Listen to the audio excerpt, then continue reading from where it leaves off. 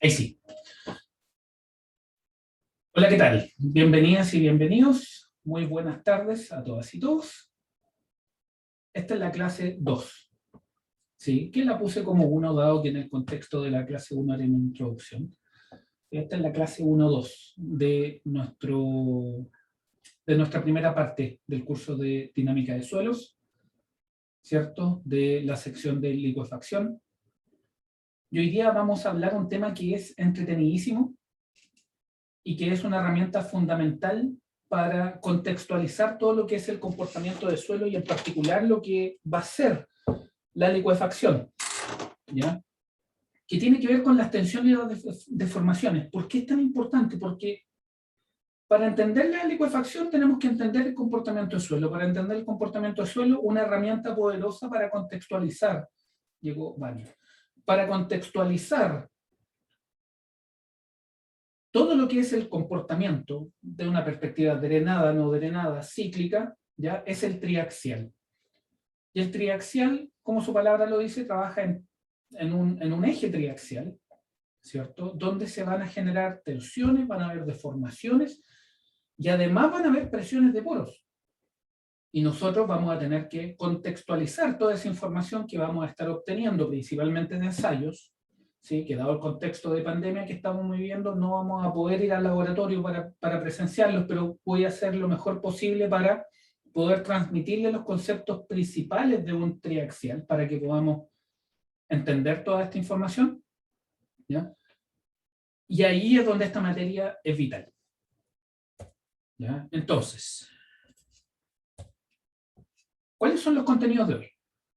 Vamos a hablar de la elasticidad de un material, de la elasticidad lineal, de los conceptos fundamentales que tienen que ver con estos conceptos. El análisis de tensión, el análisis de deformaciones, la elasticidad en coordenadas polares y esfuerzos geostáticos. Puede que las coordenadas polares no sean necesarias el día de hoy, ¿ya? Los esfuerzos geostáticos ustedes también los conocen, pero concentrémonos en todo lo que es análisis de tensiones, deformaciones y los conceptos fundamentales de elasticidad y elasticidad lineal en este caso, ¿ya? Bibliografía. Esta clase se ha hecho en base a 3 principales referencias, ¿ya? Hay un libro muy bueno que es de plasticidad de suelos, que es del profesor Chen, ¿ya? De Purdue. Este libro de Fracture Mechanics de Anderson también es muy bueno. Es muy, muy bueno para contextualizar todo lo que es elasticidad, ¿sí? Y lo apunta el profesor Juan Felipe Beltrán, ¿ya? Elasticidad de un material. La elasticidad. ¿Qué es la elasticidad? Digo, Brian. La elasticidad relaciona la deformación de un material con las tensiones, ¿ya? Son propiedades que dependen obviamente del material, que cambian entre los materiales y que también están súper acotadas, ¿ya? Con lo que es la deformación. Llegó Daniel. Caracteriza los cambios ante una fuerza externa. Y aquí es el punto más importante que rige la elasticidad probablemente, y es el hecho que estos cambios deben desaparecer cuando la fuerza desaparece. Si la perturbación desaparece, el efecto debe desaparecer. Eso es lo que se define como elasticidad, ¿ya? Material de comportamiento lineal y no lineal van paralelo, ¿sí? Van con lo que es la elasticidad. Con el único detalle es que la tensión con la deformación siguen una relación lineal. Eso es linealidad, ¿ya? Y tienen una región no lineal cuando las deformaciones exceden, ¿ya? Tal que la relación entre la tensión y la deformación es no lineal, ¿sí? ¿Cómo relaciona eso con la elasticidad? Usted puede tener un comportamiento no lineal y aún así tener elasticidad, ¿ya? La elasticidad está relacionada con la restitución de un material, ¿ya? Eso es a lo que refiere principalmente la elasticidad, la restitución de un sólido, ¿ya? Entonces, aquí estamos avanzando, formalizando. Aquí, por lejos, lo más importante va a ser todo lo que es el círculo de Moore, ¿ya? Elasticidad lineal. La elasticidad lineal generalmente, ¿ya? Y esto aplica para los materiales convencionales, ¿cierto? Pensando en acero, hormigón, madera, ¿sí? Y bajo esos mismos supuestos vamos a trabajar con los medios granulares, al menos en el contexto de esta primera parte del curso, entendiendo que eso no rige, ¿no? Vamos a ver que los suelos rápidamente salen de lo que es un comportamiento lineal, y si es que se le puede llamar comportamiento lineal, ¿ya? Los suelos estrictamente hablando no son lineales, ¿ya? Pero tienen un pequeño rango de deformación, en lo cual uno puede hacer el supuesto que son lineales, ¿ya? Entonces, en general estos materiales, cuando se asume elasticidad lineal, me gusta llamarlos del tipo Chile, un acrónimo bastante simple que nos permite caracterizar cuando queremos hablar de un material que es continuo, homogéneo, isótropo, lineal y elástico, ¿ya? Ahí está el concepto de elasticidad explicitado, lo que hemos estado conversando, ¿cierto? ¿Y cuáles van a ser los conceptos fundamentales? Bueno, aquí vamos a entrar en todo lo que es la tensión y la deformación. Este es un curso de mecánica de sólidos en 45 minutos, en una hora, ¿ya? Entonces, por eso vamos un poquito rápido, ¿ya? Entonces, ¿cuáles son los conceptos iniciales? La deformación, que es un cambio de distancia por una carga externa. Nosotros, ¿cierto? En general lo que hacemos es llamarle deformación a lo que estrictamente hablando es la deformación unitaria. ¿Y por qué? Porque es la deformación unitaria la más importante para nosotros, ¿sí? ¿Por qué? Porque cuando usted habla un cambio de distancia, un cambio de distancia, ¿cierto? Es absoluto. Pero esa definición es ciega así, ¿cómo ponerlo de mejor manera? Esa definición es ciega al tamaño del material. ¿Entienden?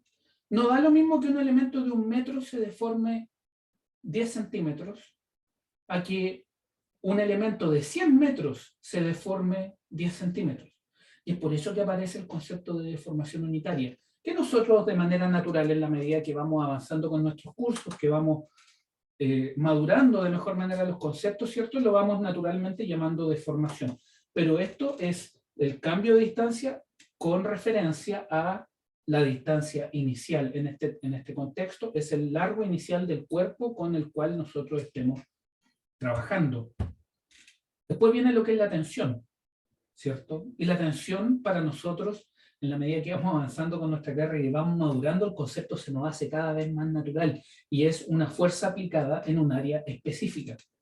Es muy importante tener contextualizado, ¿ya?, lo que es una tensión, ¿sí? Vamos a trabajar en eso.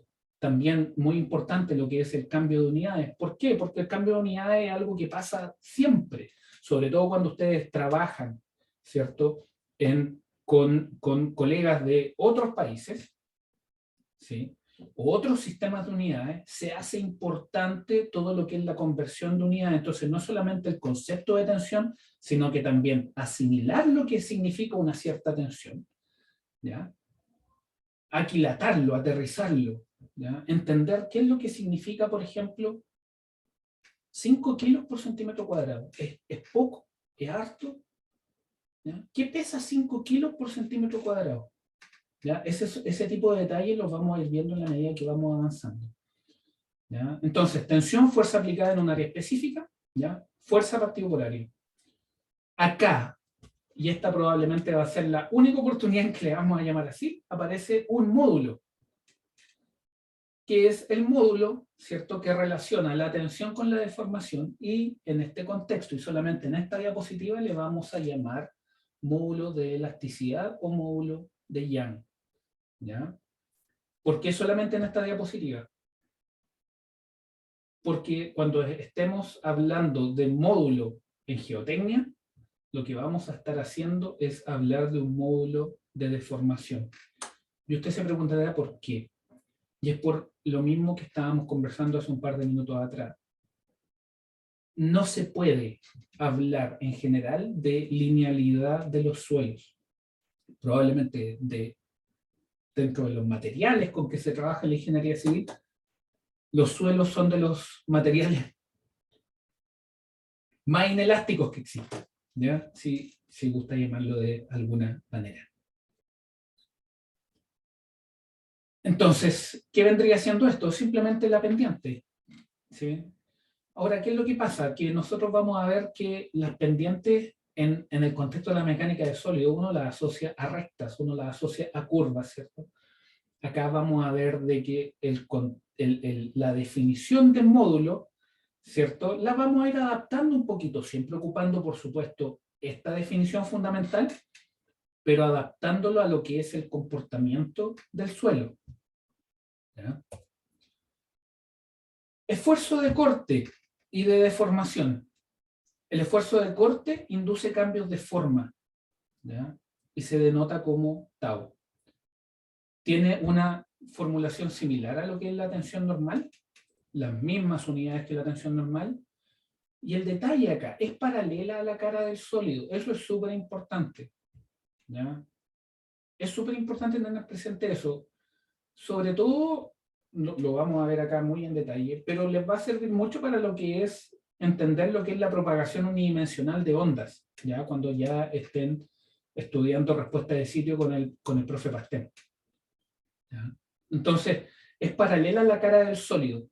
Ahí usted ve un cuerpo que se deforma, ¿cierto? Usted ve un delta X, usted ve un delta H, ¿cierto? Hay una fuerza, ¿sí? La mejor manera de caracterizar el corte en términos de deformación es a través de la medición de los ángulos, ¿ya? A través de la medición de los ángulos, y es ahí donde vamos a hablar de la deformación angular de corte, ¿ya? Esa es una definición que vamos a tener prontamente. Ahora, usted se preguntará, ¿el corte es difícil verlo? La verdad es que no. El corte probablemente usted lo ve más frecuentemente de lo que usted cree, ¿ya? Obviamente, hay muchas situaciones en las que usted día a día aplica corte, pero probablemente la más directa es mostrarle el libro, ¿ya? Cuando usted toma un libro, ¿cierto? Aquí usted tiene este libro, ¿cierto? Y usted al deformarlo, ¿sí? No se me ve la deformación. Ahí sí, ¿sí? Ahí usted lo que está haciendo es aplicar corte, ¿ya? Es una fuerza aplicada en una cara,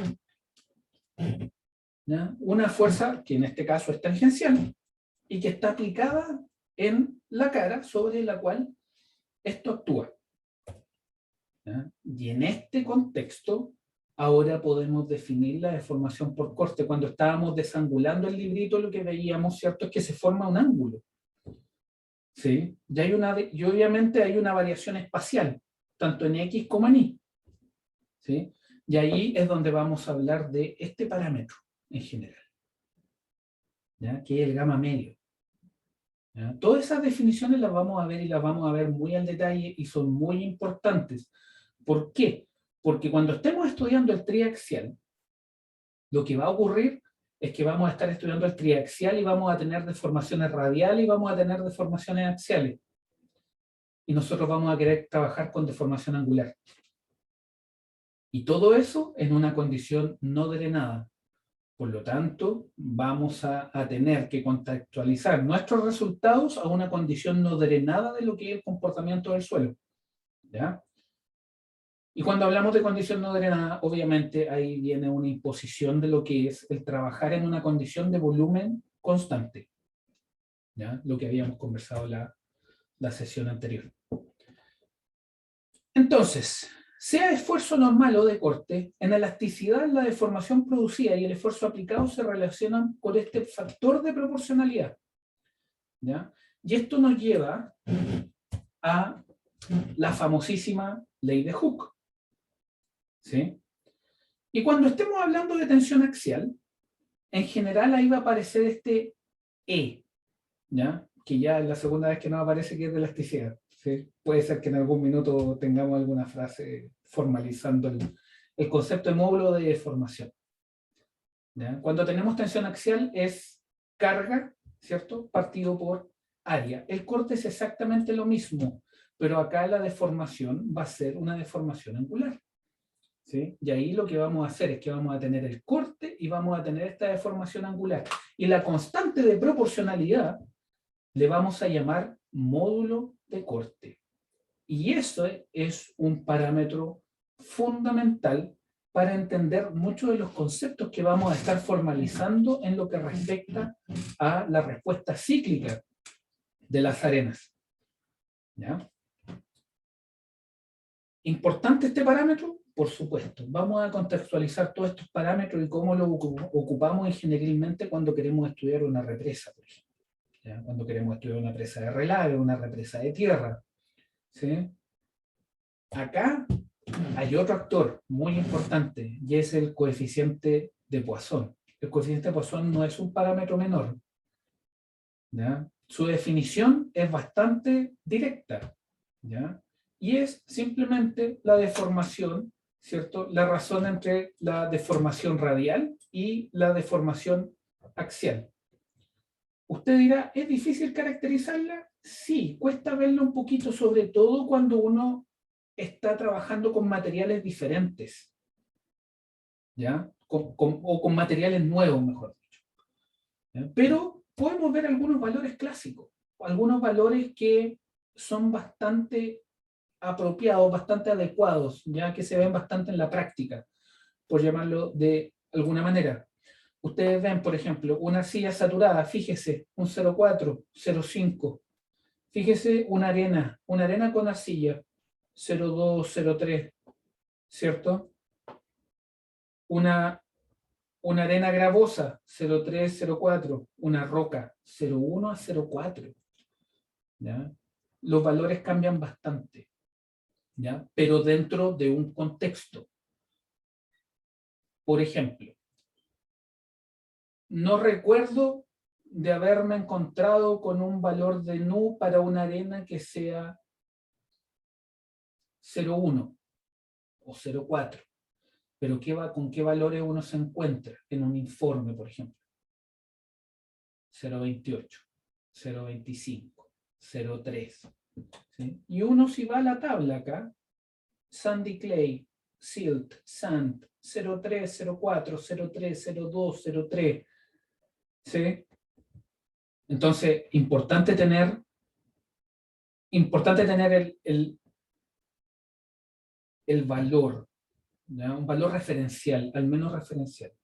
¿Ya? Es muy parecido, obviamente manteniendo las proporciones, con lo que pasa cuando a alguien uno le pregunta qué densidad uno espera de una arena. Uno no espera que una arena tenga 3 toneladas por metro cuadrado, ¿no? Uno esperaría que una arena tuviera 1,8, 1,9, 2 toneladas por metro cuadrado. ¿Sí?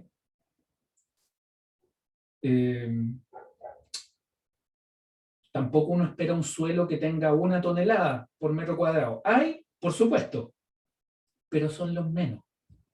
¿Entiende? Hay un contexto. Hay un contexto. Si usted me dice una arena y me dice que la arena tiene 1 tonelada por metro cuadrado, yo le diría, me cuesta creerle. Me cuesta creerle. Quizás es mejor que repitamos el ensayo para chequear que efectivamente ese valor que usted me está indicando es el correcto. ¿Ya? Entonces, eso también lo vamos a practicar acá, ¿ya? Lo que es la contextualización de resultados. Entonces, coeficiente de Poisson. El nu suele estar entre 0,2 y 0,3 en suelo. El nu suele estar entre 0,25 y 0,3 en metales. Los valores máximos de nu, ¿cierto? 0,5. ¿Ya? Y en general aquí hay algo importante, es que el nu tiene una letra chica, y esa letra chica es que asume que el volumen es constante. ¿Ya? ¿Cómo se relacionan el módulo de formación con el módulo de corte? Esa ecuación es súper importante sabérsela, pero no se la sepa de memoria. No se la sepa de memoria. Simple, usted lo que tiene que saber es que el módulo de formación con el módulo de corte están relacionados, ¿cierto? Que está el factor 1 más nu con un 2, pero la clave para tenerla siempre clara es que el E siempre es mayor que el G. ¿Ya? El E siempre es mayor que el G. Súper importante eso. Vamos avanzando. Tenemos la ley de Hooke, generalizada. ¿Sí? Tenemos las deformaciones en X, tenemos las deformaciones en Y, tenemos las deformaciones en Z. ¿Ya? Y cuando hay un sólido sometido a un estado tensional, esto en general son las ecuaciones que lo rigen dentro del contexto de la elasticidad. ¿Ya? Ahora bien, entrando un poquito más en detalle con el tema de los módulos, ahora sí formalizamos que le vamos a llamar al E, le vamos a llamar módulo de deformación y no le vamos a llamar más módulo de elasticidad. Al menos en geotecnia, esa forma de trabajar funciona bastante bien.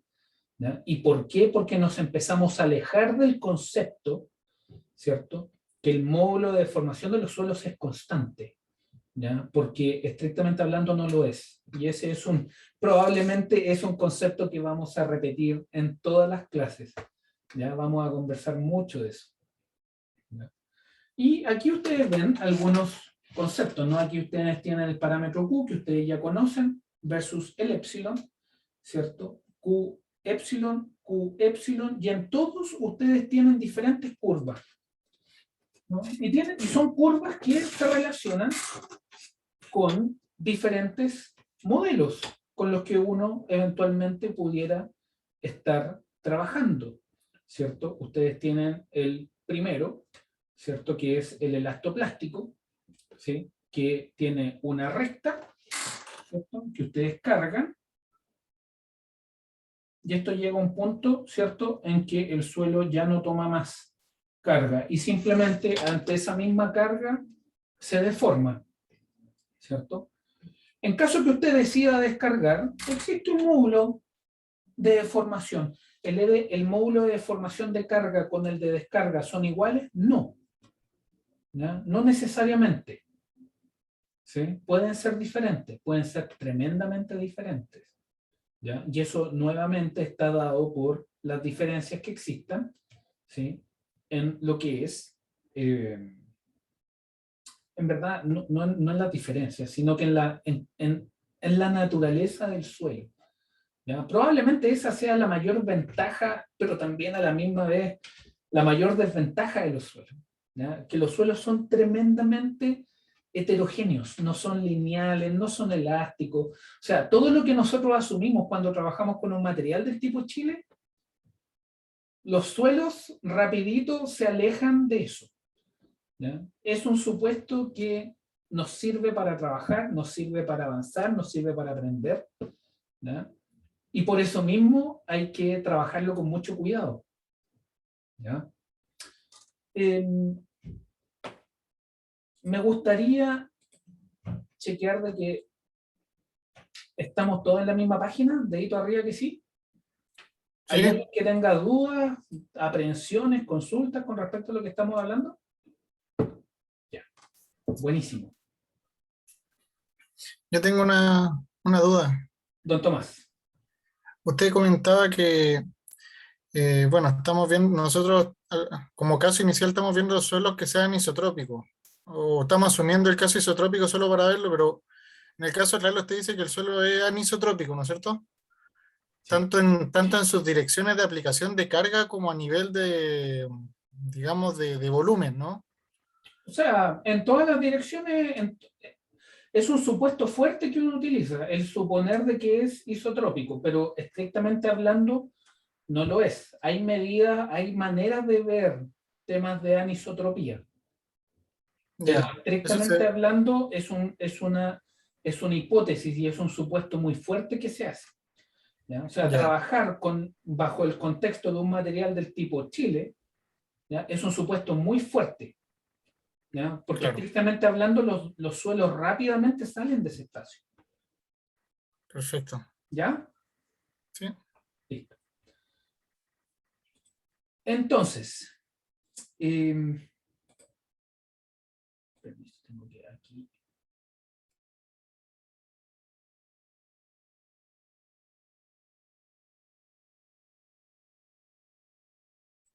Estaba silenciado.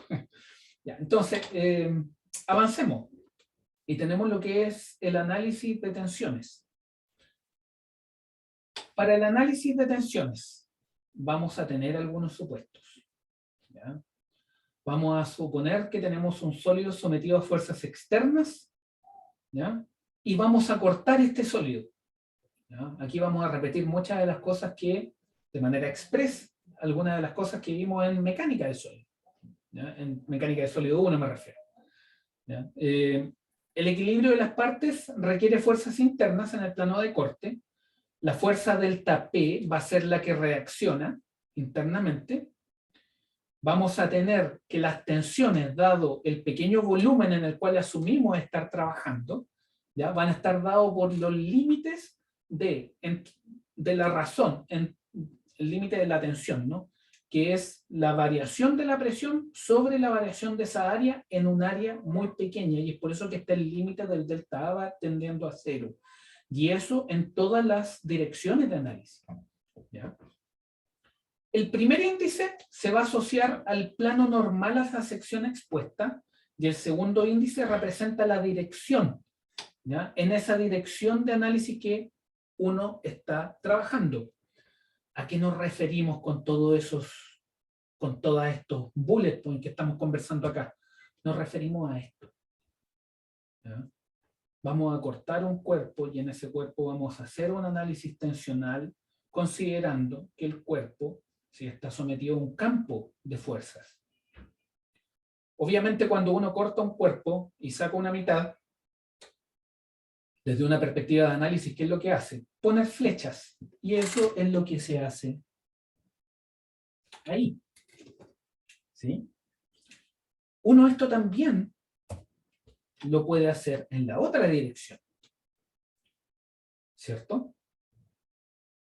Y análogamente, uno lo puede hacer ahora en la otra dirección. ¿Y qué es lo que uno empieza a rescatar? ¿Cierto? Que el volumen de análisis para estudiar un punto de ese cuerpo, ¿cierto? Uno a través de la elección de un cuerpo, ¿cierto? De tamaño arbitrario, pero que generalmente se impone el supuesto de ser infinitesimal, ¿cierto? Sin pérdida de generalidad. Uno tiene que, si uno observa en una de las caras, uno lo que tiene es una tensión normal y tiene dos cortes aplicados. Y generalizando, uno lo que tiene es que cualquier fuerza que uno tenga aplicada en una cara se puede descomponer en tensiones normales y en tensiones tangenciales. ¿Sí? Ahora, ¿qué es lo que uno busca en general? Como profesionales de la ingeniería, lo que nos interesa principalmente, ¿cierto?, es lograr la estabilidad, lograr que esto sea estático. ¿Sí? Entonces, si uno quiere analizar estos cuerpos, uno de los supuestos que uno puede tomar es que va a imponer condición de estaticidad, ¿cierto? Que la sumatoria de fuerza sea 0, por ejemplo, que la sumatoria de momento sea 0. Y encontrar cuáles son las relaciones que deben ocurrir en este cuerpo, ¿cierto?, entre sus tensiones normales y sus tensiones tangenciales para lograr esa condición de estaticidad. Algunos conceptos. Aquí refrescando lo que ustedes ya saben. Las tensiones perpendiculares al plano son tensiones normales. Las tensiones paralelas y sobre el plano son tensiones de corte. El equilibrio implica 3 tensiones normales y el equilibrio implica 6 tensiones paralelas en el plano. ¿Ya? Y el equilibrio también implica equilibrio de momento, lo que estábamos comentando rápidamente. Así, nosotros lo que podemos hacer es definir un tensor. ¿Sí? Un tensor de tensiones en donde tengamos las componentes sigma XX, sigma II, sigma ZZ, ¿cierto? Y el tau XI, tau IX, tau XZ, tau ZX, y que entre ellos sean iguales, ¿no? Eso quiere decir que esa componente es igual a esta componente es igual a esta, y esta componente es igual a esta, ¿no? Cuando uno hace los equilibrios, ¿cierto? Uno se encuentra con esas condiciones. Ahora el punto es el siguiente. Tengo un cuerpo, ese cuerpo está estático, y lo que buscamos ahora es no solamente entender ese cuerpo desde una perspectiva tensional, sino lo que queremos hacer es decir, ¿será posible? Queremos responder esta pregunta, ¿será posible que conociendo el estado tensional de un cuerpo en una triada, nosotros podamos llegar a una expresión general de ese estado tensional, de manera tal que nosotros podamos definir el estado tensional independiente de la dirección en la cual miremos? Entonces, el cuerpo que nosotros ahora encontramos y las condiciones para que pueda estar en equilibrio, las llevamos un poquito más allá. Y queremos ver si es posible describir esto en cualquier plano. Por lo tanto, ahora repetimos el ejercicio, pero ya no lo repetimos en el cuerpo, sino que lo repetimos en el elemento infinitesimal. Y nosotros sabemos que el elemento infinitesimal tiene tensiones normales y tiene tensiones tangenciales. Y ahí hay un sigma x, hay un tau xi. Nosotros sabemos que el tau xi tiene que ser igual a este, y ahí hay un sigma i. Lo estamos haciendo ahora en un plano 2D, sin pérdida de generalidad y solamente para poder hacer el caso. ¿Ya? Entonces, ¿qué es lo que hacemos? Aquí vamos a tomar algunos supuestos importantes. ¿Ya? Es solamente en el contexto de este ejercicio, pero que son extrapolables a lo que se viene prontamente. ¿Ya? Aquí vamos a definir que el sigma x es mayor que el sigma y. ¿Ya? Y a partir del plano donde está la tensión mayor, vamos a definir el ángulo de crecimiento. Y eso es súper importante al momento.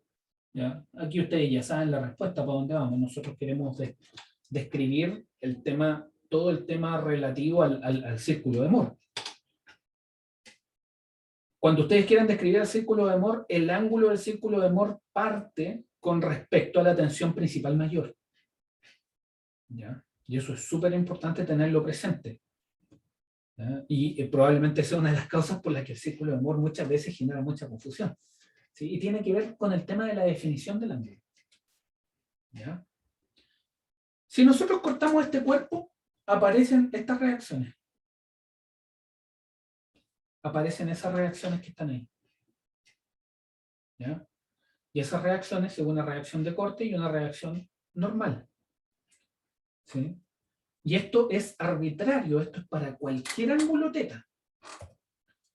Entonces, ¿qué es lo que vamos a hacer? Una transformación a otro plano, donde está un tau y está un sigma que no conocemos, que está en un plano dado por un ángulo.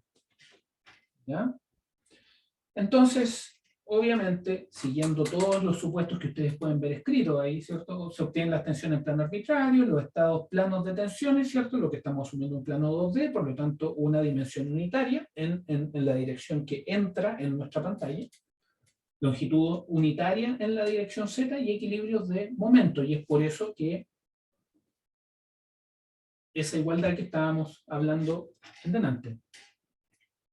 Si nosotros trabajamos sobre ese cuerpo y lo empezamos a desarrollar, lo que se empieza a obtener, ¿cierto?, es que estrictamente hablando, nosotros tenemos estas tensiones de las cuales estábamos hablando, pero que también pueden ser descompuestas en esta. ¿Ya? La descomposición es absolutamente dependiente de ustedes. ¿Ya? Porque el resultado es independiente del supuesto que ustedes tomen. ¿Sí? Así como también es independiente del ángulo que ustedes tomen. ¿Ya? El ángulo va a ser su trabajo cuando ustedes definan y le den un valor a ese ángulo. Pero esto es sin pérdida de generalidad, independiente de las coordenadas que tomen y del ángulo con el cual estén trabajando, siempre en el contexto de este cuerpecito con el que estamos hablando. Por lo tanto, fíjense, ¿qué es lo que hacemos acá? Ustedes tienen las tensiones ahí, ¿cierto? Ustedes tienen fuerza, las transforman rápidamente en tensiones, ¿cierto? Y usted dirá, ¿pero cómo? Porque ustedes tienen el tamaño del elemento infinitesimal, ¿cierto? Ustedes saben en qué ángulo lo cortan, ¿cierto? Esto es diferencial de X de Y, ¿sí? Por lo tanto, ustedes lo que tienen es que al hacer la sumatoria de fuerzas, y ojo, eso es súper importante, es sumatoria de fuerzas, ¿ya? Ustedes trabajan con tensiones, pero para hacer la sumatoria, obviamente tienen que pasarlo a fuerzas, ¿sí? El equilibrio se hace en términos de fuerzas, y por lo tanto, ustedes lo que hacen ahí es la sumatoria de fuerzas, y eso lo igualan a cero, ¿sí? Ustedes, fíjense, aquí ustedes tienen los ángulos, ustedes tienen estos ángulos, ¿sí? Y ustedes tienen las descomposiciones, ¿sí? Por lo tanto, como ustedes tienen estos valores, ¿cierto? Ustedes pueden empezar, fíjense, ahí tienen el A. A coseno de teta. ¿Y cuál es el A? Ustedes tienen esto, ¿sí? Entonces, es simplemente descomponer, ¿ya? Descomponer. Por eso es importante que tengan presente que esto es independiente del eje, es independiente del ángulo, ¿ya? Siempre en el contexto del cuerpecito que estamos trabajando, ¿ya? Y por lo tanto, si ustedes hacen este análisis, los hacen tanto en X como en Y, ustedes van a empezar a obtener expresiones, ¿sí? Esto es muy parecido a lo que se ve en geomecánica, ¿cierto? También que se ve en mecánica de sólido, ¿sí? Aquí lo estamos viendo de manera muy expresa, ¿ya? Y obtenemos esas ecuaciones de transformación.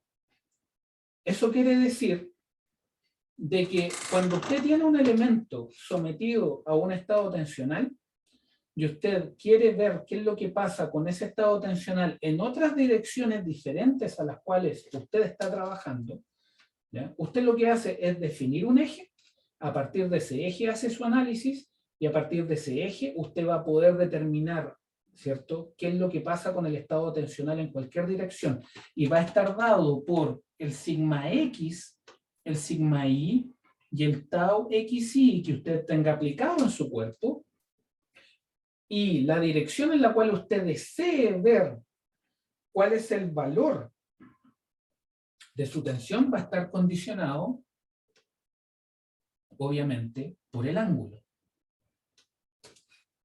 ¿sí? Y esto va a ser válido, por tanto, va a ser en la cara que usted corta. Recuerde que usted está cortando un plano, ¿cierto? Un plano a partir del infinitesimal. Nosotros pasamos del cuerpo grande al infinitesimal, y del infinitesimal pasamos al cuerpo, ¿cierto?, al infinitesimal cortado, si gusta llamarlo de alguna manera, ¿sí? Y con eso nosotros tenemos el sigma X prima, sigma Y prima. Entonces, ¿qué es lo que estamos haciendo? Estamos siendo capaces de describir en cualquier dirección qué es lo que pasa con el estado tensional, dado por un estado tensional conocido, ¿ya? Entonces, ¿qué es lo que ocurre? Que si uno empieza a... Que si uno empieza a hacer la matemática y empieza a buscar las componentes tensionales que uno desea, ¿cierto?, sean las tensiones, sea el corte, uno empieza a encontrar este tipo de expresiones. Fíjese, usted empieza a encontrar expresiones que están dadas por el coseno cuadrado de teta, el seno cuadrado de teta, el seno y el coseno de teta, ¿ya? Uno también lo ve ahí. ¿Y qué es lo que pasa? Nosotros sabemos, ¿cierto?, las ecuaciones del ángulo doble. Las ecuaciones del ángulo doble nos permiten simplificar. Y es por eso que va a empezar a aparecer el 2 teta. Y es así, ¿cierto?, cómo a partir del estado tensional que está acá, que está dado por esos componentes, ¿cierto? Usted puede determinar el estado tensional en la cara, ¿cierto? Representando el estado tensional en otra dirección, ¿cierto? En base al estado tensional original que a usted se le entrega. Y es así como usted tiene lo que se llaman las ecuaciones de transformación de tensiones a otro plano dado por el ángulo θ. Entonces, usted va a tener un sigma x' dado por sigma x más sigma y partido por 2, más sigma x menos sigma y partido por 2 por el coseno de 2θ, sigma x más sigma y partido por 2 más sigma x menos sigma y partido por 2 por el coseno de 2θ. ¿Ya? Fíjese cómo esas variables hablan un poquito. Sigma x más sigma y partido por 2 le habla de un promedio, un punto medio entre dos tensiones. Sigma x menos sigma y partido por 2, ¿cierto? Le habla de una distancia. Le empieza a hablar de una distancia. Y el coseno de 2θ le empieza a hablar de una proyección. ¿Sí? Si usted ve el sigma y prima, también ve lo mismo. Si usted ve el tau xi, también ve lo mismo. ¿Cierto? Estamos pensando en puntos medios y en distancias proyectadas.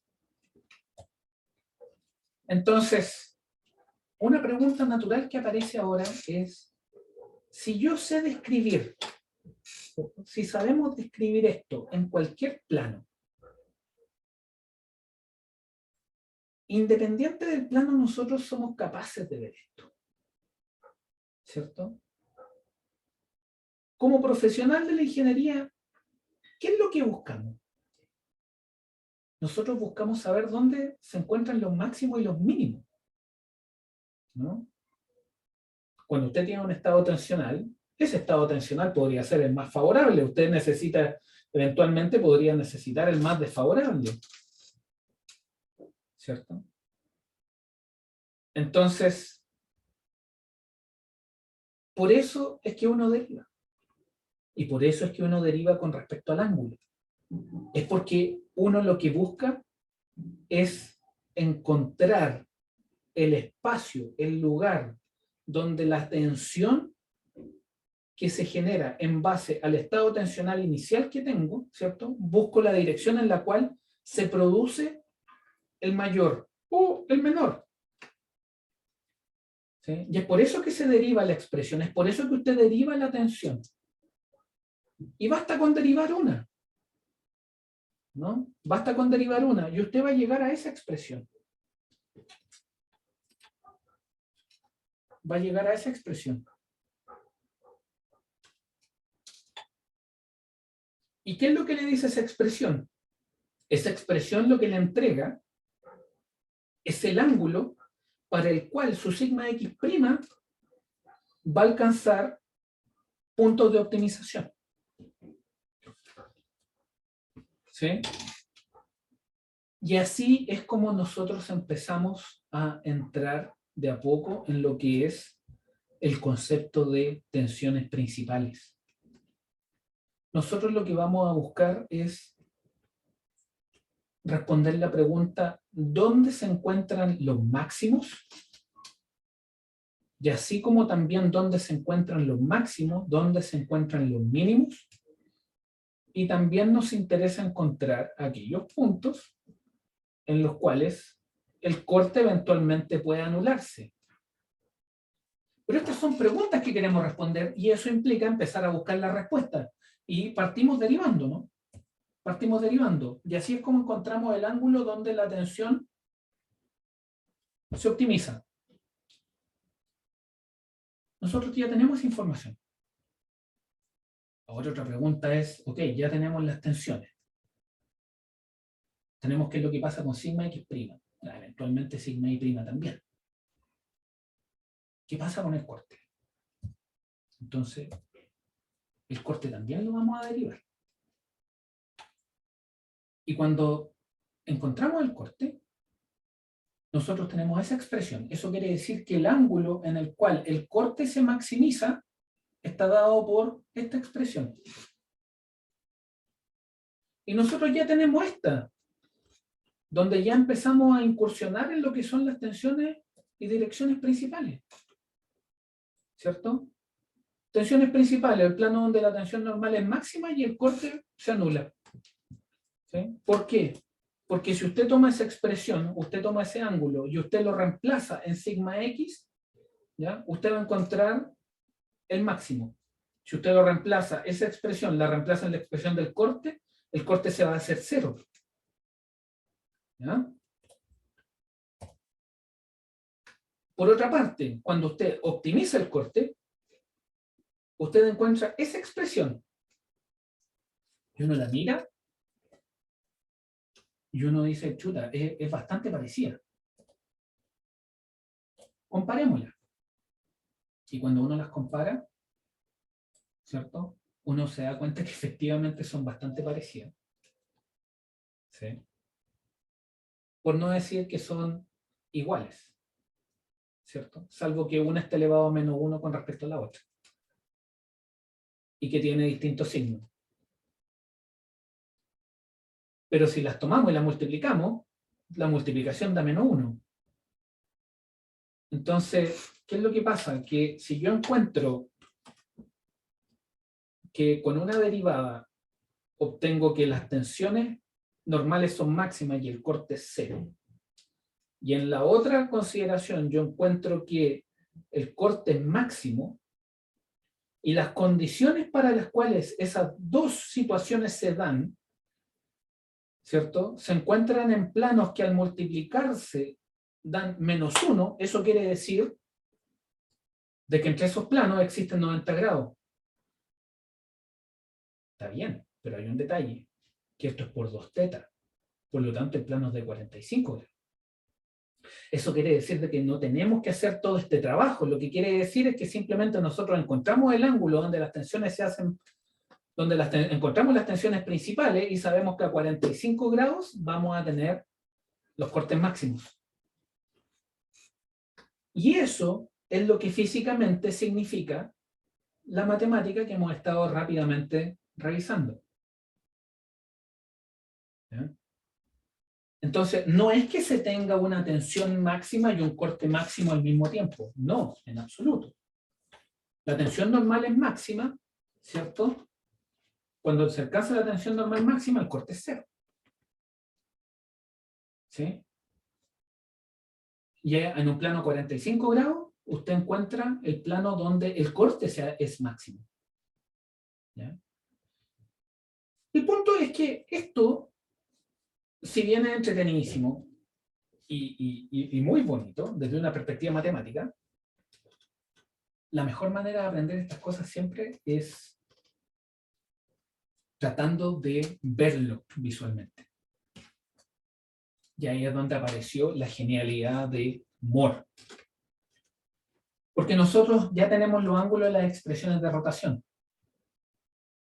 Y tenemos las expresiones, ¿cierto? Las derivamos, las igualamos a 0 y encontramos estas expresiones. Sigma x, ¿cierto? Tau xy. Y tienen esas expresiones. Y sabemos que hay 45 grados entre los planos donde el corte se hace máximo y la tensión se hace máxima. Ya sabemos eso. Por lo tanto, aquí me tengo que mover un poquitito. Aquí es donde viene la genialidad de Moore. ¿Qué fue lo que vio Moore? Vio exactamente lo que estábamos comentando antes. Vio que el sigma x y el sigma y, ¿cierto? Existe un punto medio y también vio que existe una distancia. Y que ahí habían cosenos que actuaban de proyectores. Y ahí fue donde, para su época, esto fue una genialidad, ¿cierto? Ahora nosotros estamos acostumbrados a estudiarlo y lo vemos de una manera mucho más, desde una vereda diferente, ¿cierto? Pero esto en su época fue una genialidad. Elevó al cuadrado y simplemente encontró de que había una relación que podía ser descrita a través de un círculo, ¿no? Donde usted tiene la expresión sigma x más sigma y partido por 2 para el círculo, y tiene el radio dado por la raíz de sigma x menos sigma y partido por 2 al cuadrado, más tau xi al cuadrado. Y que esto no es nada más que una expresión gráfica, ¿cierto? Donde usted tiene un radio y tiene un centro, y donde usted solamente necesita el estado tensional para tener el estado tensional en la dirección que usted quiera. ¿Ya? Esto se generalizó y se puede llevar a un espacio tridimensional. Y ahí tenemos 3 círculos de Moore, ¿no? Uno dado por sigma 1 y sigma 3, y otro dado por sigma 2, sigma 3 y sigma 2, sigma 1, pero siempre en el contexto que define la tensión principal mayor y la tensión principal menor. ¿Ya? Ahora se me olvidó perder la fiesta. ¿Ya? ¿Y qué es lo que aparece? Aparecen radios, aparecen centros, ¿sí? Y empiezan a aparecer relaciones. Porque una vez que definimos el círculo de Moore, podemos definir el estado tensional donde se nos ocurra. ¿Ya? Donde se nos ocurra. Entonces, ¿cuáles son las principales ideas de esto? Un elemento sumamente importante de ver y que no siempre se le da mucho hincapié es el tema de las invariantes. Las invariantes no son solamente herramientas matemáticas, las invariantes también son herramientas físicas. Uno puede ver la invariante, sobre todo las primeras. Fíjese, las invariantes tensionales, ¿cuáles son? Las invariantes tensionales, la primera siempre es sigma x más sigma y, ¿cierto? La diagonal. Fíjese que la diagonal es sigma x más sigma y. Esa es una invariante, ¿no? Es una de las invariantes que nosotros conocemos. Sigma x más sigma y, ¿cierto? Tome el sigma x y sigma y que usted quiera, el que se le ocurra. Divídalo por 2 y usted siempre va a tener el centro. Por lo tanto, claramente, cuando usted tiene un círculo de Moore, una invariante del círculo de Moore es su centro, ¿no? Y uno también puede ver el resto de las variantes, de las invariantes, perdón, de las invariantes, de la misma manera, ¿no? Cuando usted tiene el círculo de Moore, el centro ni el radio cambian, ¿sí? Y de alguna manera eso es lo que reflejan las invariantes, ¿ya? Invariantes tensionales, ustedes tienen el tensor desviatórico, ¿cierto? Y con esto, nosotros podemos pasar al estado, podemos pasar ahora que tenemos todo el análisis tensional, tensiones principales, ¿cierto? Podemos ver qué es lo que pasa con el análisis de deformaciones. El análisis de deformaciones también es bellísimo. Y trabaja con desangulaciones. Y uno si las empieza a mirar, la verdad es que es un poquito más desafiante que el tema tensional, ¿sí? Pero es súper entretenido y es súper directo. Y aquí lo que se hace principalmente es trabajar con el triángulo. Con un triángulo rectángulo inicialmente y con un triángulo, ¿cierto? Con un triángulo de otra forma, ¿ya? Que tiene otra forma, una forma no necesariamente regular.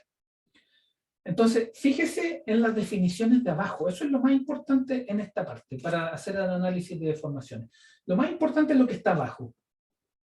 Usted tiene un triángulo inicialmente, usted tiene su cuerpo sólido y usted en su cuerpo sólido usted define 3 puntos, ¿no? Y hicimos el análisis tensional. Vayamos rápido al análisis de deformaciones. Y usted tiene 3 puntos, el A, el B y el C, ¿cierto? Usted tiene que el A1, B1, ¿cierto? Pensando que este triángulo se deforma, está dado por un delta S que usted no conoce, ¿sí? Un delta S que usted no conoce. Usted lo único que usted tiene el AB inicialmente, ¿cierto? Y hay una variación en este largo que está dado por un 1 más el epsilon teta. ¿Sí? Usted sabe que la distancia, fíjese en cómo esa ecuación le habla, le dice el A1B1, ¿sí? Está dado por un delta S, existe un cambio, más el cambio de la deformación, ¿no? O mejor dicho, largo original más el largo de la deformación, ¿no? Y eso usted lo puede aplicar para todos los lados. Para todos los lados. Todos los lados se deforman. Entonces, ¿cuál es la clave? Definir, ¿cierto? Cómo estos lados, estos nuevos lados del... perdón. Algo pasó ahí. Cómo estos lados se empiezan a relacionar, cómo los lados del triángulo deformado se relacionan con los del triángulo original.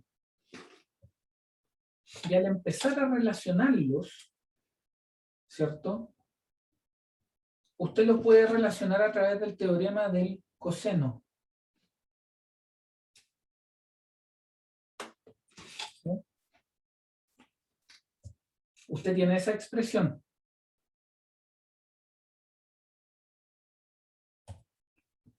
Le aplica el teorema del coseno. El teorema del coseno, ¿a qué ángulo se lo va a aplicar? A ese que está ahí. Y fíjese lo que tiene.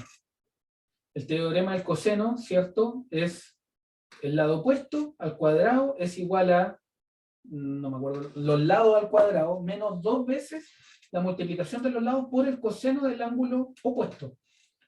¿Cierto? Esa expresión que está ahí. Y fíjese lo que empieza a aparecer. Empiezan a aparecer términos de segundo orden. Por lo tanto, todo lo que sea de segundo orden, ¿ya? Y esta es una simplificación, este es un supuesto muy fuerte. Todo lo que sea de segundo orden se va. Porque usted está asumiendo que está en el mundo de la elasticidad, por lo tanto, la deformación es muy pequeña, por lo tanto, al cuadrado va a ser aún más pequeño. Por lo tanto, todos los términos al cuadrado, usted impone que se van a cero, y los términos cruzados se van a cero. ¿Ya? ¿Y quién le queda? Le va a quedar el gamma xi. ¿Sí? Usted tiene que el coseno de pi medios más gamma xi es simplemente el menos seno de gamma xi. Y nuevamente, supuesto fuerte. ¿Sí? Había un curso en la facultad de cuando me tocó ser alumno, que se llamaba mecánica clásica, donde estos conceptos no se eliminaban. ¿Sí? Desde una perspectiva práctica, ¿ya? Estamos en un espacio donde estos términos se pueden eliminar. Mecánica clásica se llamaba el curso. Espectacular. Era buenísimo. Y usted tiene el gamma xi. ¿Sí? Así, la relación queda de esa manera, ¿no? Y fíjese en la ecuación a la cual usted llega, que es nuevamente la ecuación de transformación, tal como la vimos para el caso de las tensiones, ¿cierto? Pero ahora en el mundo de las deformaciones. Nosotros tenemos exactamente las mismas ecuaciones de transformación. Ahora en el mundo de las deformaciones, por lo tanto, también existe un círculo de Moore asociado a ellas. ¿Sí? Y eso es, ¿cierto? Es todo el análisis y nuevamente, así como hay un círculo de Moore en tensiones, hay un círculo de Moore en deformaciones. donde por lejos lo más conveniente, ¿ya? Sobre todo en el contexto de la picoexpansión, va a ser el parámetro gamma xi. ¿Ya? Y las ecuaciones simplificadas son esas que se presentan ahí. Y el círculo de Moore se vuelve a repetir, solamente que cambian algunas nomenclaturas y obviamente el contexto de que ahora estamos trabajando con deformaciones, ¿cierto? No estoy seguro, y qué bueno que es así, parece que no saqué la parte de coordenadas polares. Las coordenadas polares son redundantes en el contexto que estamos conversando. Creo que es más conveniente que hablemos de la metodología de los polos. ¿Ya? La metodología de los polos. ¿Y por qué?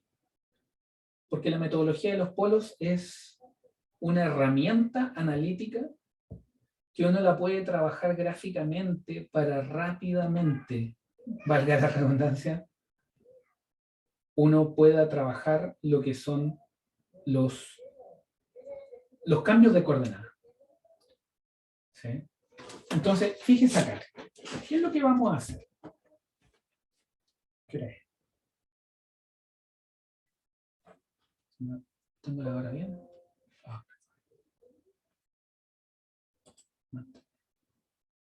Nos queda... A ver, no. Nos quedan 5 minutos. Nos quedan 5 minutos, perdón. Ya estaba confundido. Pensé que nos íbamos hasta un cuarto para las 6. Ya, 5 minutitos más. Disculpe. ¿Qué es lo que vamos a hacer acá? La metodología de los polos trabaja de la siguiente manera. Ustedes tienen un sigma 1, un sigma 1 y un sigma 3. ¿Ya? Ustedes también tienen un corte, que está dado por un sigma 1, 3. Que está ahí. Entonces, fíjese acá. Habíamos hecho un supuesto, que acá se repite, que es que este valor sigma 1, 1 es el mayor. ¿Ya? Por lo tanto, ahí tenemos el punto. ¿Se ve? Lo estoy remarcando. ¿Se ve? No, parece que no se ve. Ya. El sigma 3. Ahí sí. El sigma 3, 3 y el sigma 1, 3 están ahí. ¿Cierto? Es dato. Es ese valor que está ahí y es ese valor que está ahí. Y ustedes también tienen el sigma 1, 1 y el sigma 1, 3. Toman ese valor nuevamente y ustedes ya tienen este de acá. Y la gráfica de este punto está acá. ¿Sí? Entonces, fíjese lo que hace la metodología de los polos. La metodología de los polos hace lo siguiente. Por este punto, la cara que pasa por el punto sigma 1, 1 menos sigma 1, 3, ¿cierto? Aquí hay un detalle muy importante, lo dimos por garantizado el tema de los polos, el tema de las direcciones. Eso es positivo, ¿no? Compresión positivo, extensión negativo, regla de la mano derecha, ¿cierto? Vale la pena hacer el alcance ahora que estamos conversando. Entonces, ¿qué es lo que ocurre? Que el plano por donde pasa sigma 1, 1 y el sigma 1, 3, ¿cierto? El punto en el círculo de Moore está acá, pero el plano pasa así, pasa acá, ¿cierto? Por lo tanto, lo que hacemos es que por el punto pasamos ese plano, pasamos ese mismo plano. Después tomamos el punto sigma 3, 3 y sigma 1,3, ¿cierto? El sigma 3,3, sigma 1,3 es este punto de acá. Y el plano que pasa por ese punto es el horizontal. Es este que está acá.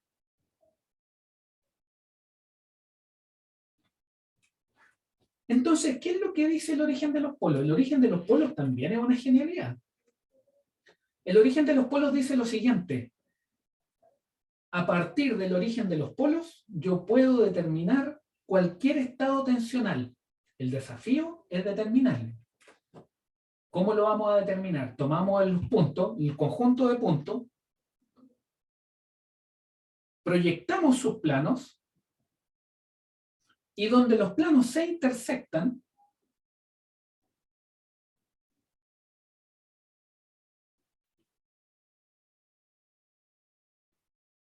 el punto de intersección entre los dos planos se le va a llamar el polo P. Y a partir del polo P podemos determinar el estado tensional que se nos ocurra. Tiene una tremenda teoría detrás. Pero su gráfica es tremendamente conveniente y muy beneficiosa para determinar estados tensionales de manera muy rápida. Tratemos de aterrizar todo esto. La metodología de los polos, ¿cómo lo vamos a hacer? Y vamos a hacer un ejercicio. Se deben identificar las tensiones en el círculo de Moore. Los signos con los cuales vamos a trabajar son, siguiendo la nomenclatura geotécnica, eso quiere decir compresión positivo, extensión negativo, siguiendo la regla de la mano derecha, ¿cierto? Proyectamos los planos según las tensiones, la intersección de las proyecciones es el polo P se indica, y desde el polo P yo voy a ser capaz de identificar cualquier estado tensional en el ángulo que a mí se me ocurra, ¿cierto? Simplemente sabiendo la intersección desde cualquier recta con el círculo de Moore a partir del polo. Esta combinación se da en el ángulo que la recta tenga en la intersección con el círculo.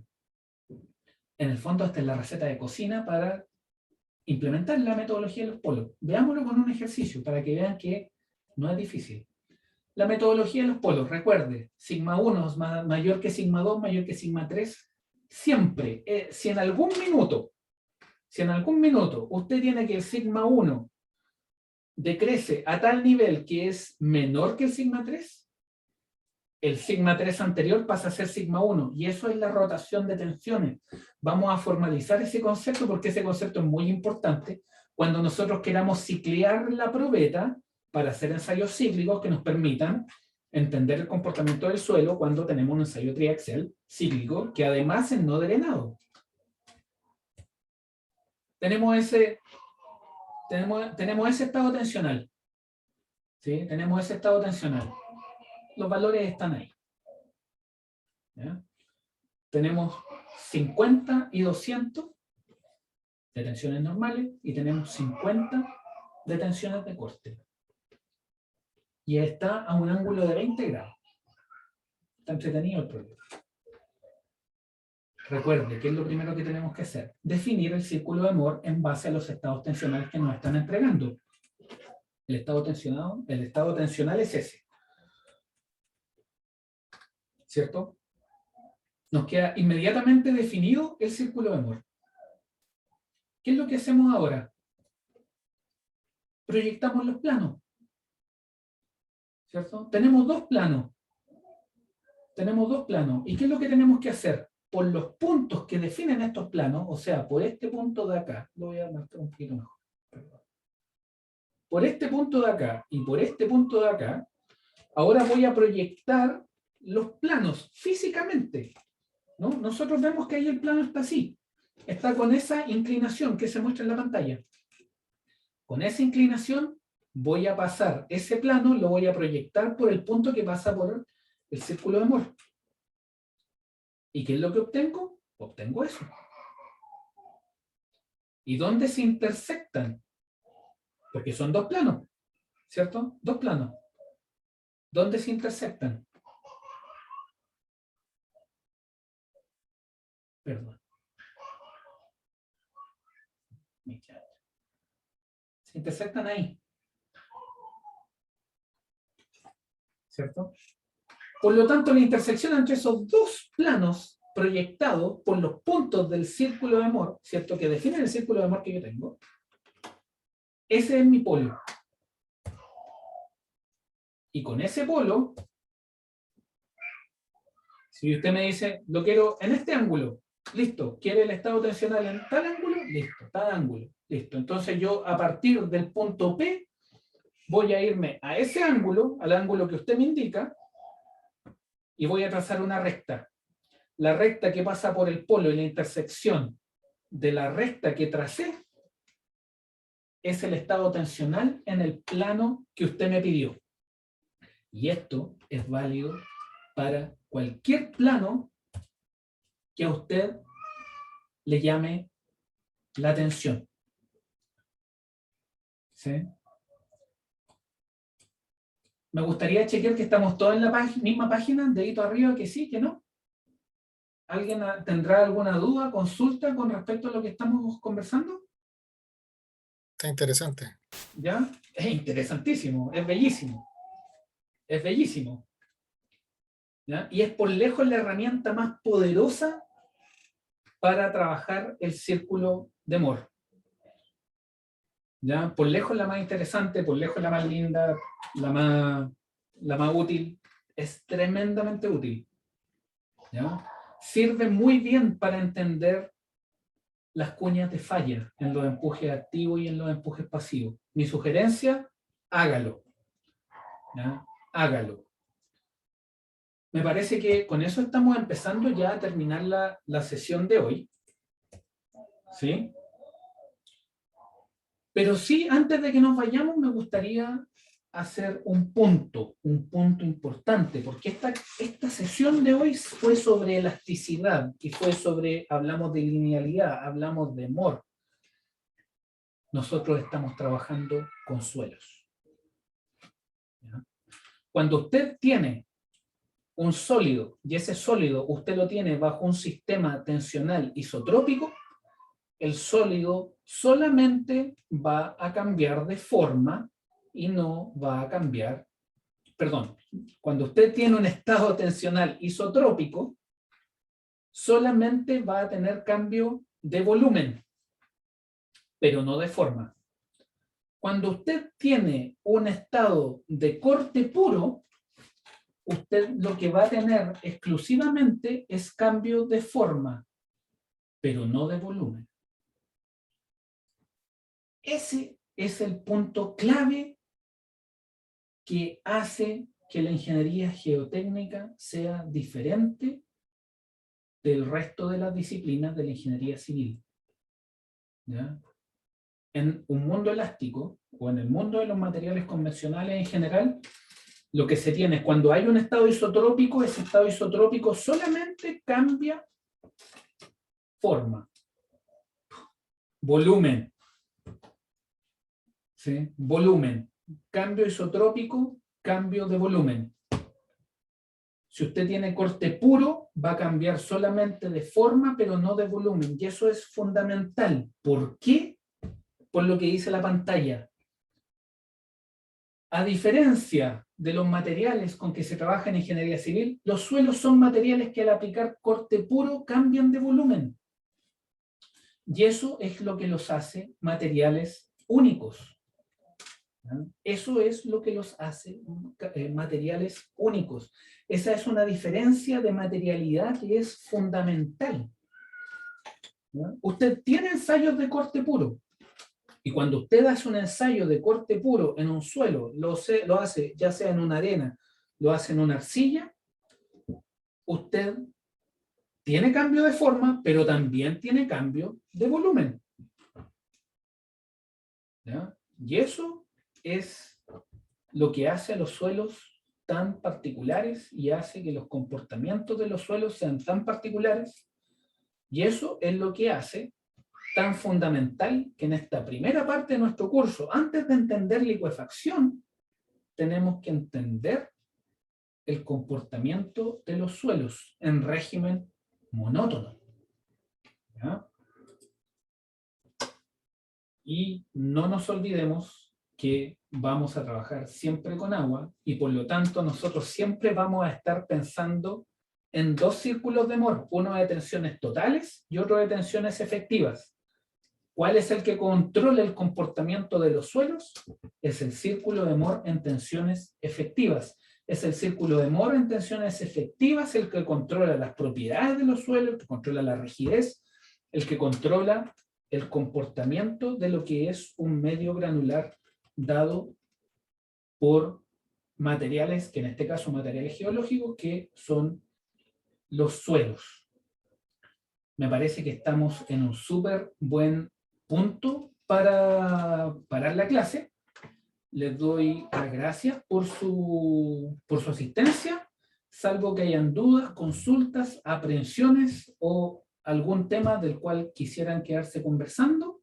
¿Ya? Me despido, que estén muy bien y nos vemos el martes. Chao, chao. Muchas gracias.